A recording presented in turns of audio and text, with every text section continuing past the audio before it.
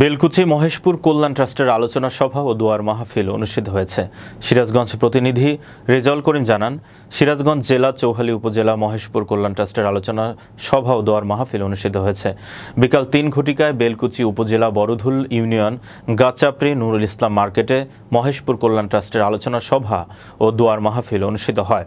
অনুষ্ঠানে সভাপতিত্ব করেন ইঞ্জিনিয়ার আনোয়ার হোসেন সরকার, প্রকৌশলী কাঞ্চন পৌরসভা নারায়ণগঞ্জ। প্রধান অতিথি হিসেবে উপস্থিত ছিলেন আলহাজ অধ্যক্ষ মোহাম্মদ আলী আলম। বিশেষ অতিথি হিসেবে উপস্থিত ছিলেন ডক্টর মোহাম্মদ মাহমুদুল হাসান শুভ, মাহমুদুল হাসান শান্ত, আবুল কাশেম, নজরুল ইসলাম। সভাপতি মহেশপুর কল্যাণ ট্রাস্ট।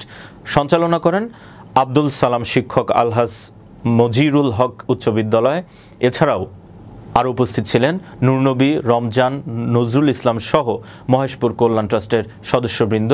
অনুষ্ঠানের শেষে মহেশপুর কল্যাণ ট্রাস্টে কেক কাটা হয়। অনুষ্ঠান পরিচালনা করেন মোহাম্মদ নজরুল ইসলাম।